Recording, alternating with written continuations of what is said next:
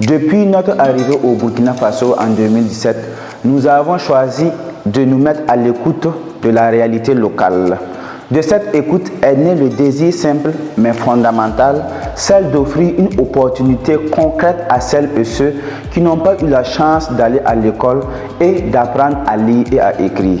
C'est ainsi qu'ont vu le jour les cours du soir d'alphabétisation en langue française allant du CP1 au CM2 qui accueillent chaque soir de 18h à 20h des hommes et des femmes désireux de construire un avenir différent. Ce rêve est devenu réalité grâce aux nombreux moniteurs bénévoles qui, depuis 2018, ont cru avec nous qu'offrir une seconde chance est un geste d'espérance et de justice. À eux va notre premier et plus sincère merci.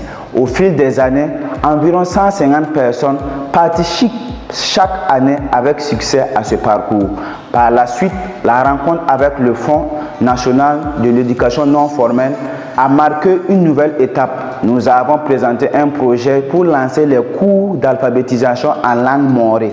Et avec une grande joie, notre proposition a été accueillie et soutenue. Ainsi, au mois de janvier, au centre Béonerm de la communauté missionnaire de Villareja, 2 centres d'alphabétisation en morée ont été ouverts. 60 participants ont suivi cette formation pendant 4 mois, accompagnés par 2 enseignantes formées et mises à disposition par la DPP9. Un résultat d'autant plus significatif si l'on pense qu'environ 200 personnes s'étaient présentées à la rencontre d'information initiale, signe d'un besoin réel et profond. Les cours se sont déroulés dans les nouvelles salles du centre, construites grâce au soutien de la conférence épiscopale italienne, de Comivis et de nombreux amis qui ont cru en la nécessité de créer un espace de formation et de croissance. Le défi n'était pas simple, apprendre en peu de temps à lire, à écrire dans sa propre langue, mais grâce à l'accompagnement méthodologique de la DPP9 et du FONAEF, les participants ont accompli des progrès remarquables. Nous avons enregistré un taux de réussite à l'examen certificatif de 83,7%, signe de l'engagement et du sérieux des apprenants ainsi que de l'implication des encadreurs. Au-delà des résultats de l'examen, ce qui nous a le plus touché, c'est de voir naître un esprit de famille, la joie d'apprendre et la redécouverte de l'amour pour leur propre langue et leur culture à préserver et à transmettre. Le parcours s'est ensuite enrichi d'une formation pratique sur la fabrication du savon Kabakuru et du savon liquide, animée par une formatrice expérimentée.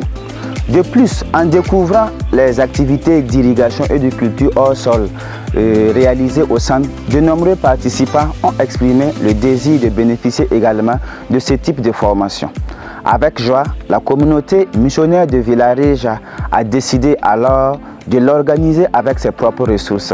Au nom de la communauté missionnaire de Villareja et de l'équipe de développement humain intégral, nous adressons nos sincères remerciements aux partenaires de ce projet, la Direction provinciale de l'éducation non formelle, le Fonds national pour l'éducation non formelle, ainsi qu'à toutes les personnes qui travaillent chaque jour avec passion et dévouement pour que le bien soit fait avec excellence au service de nos frères et sœurs.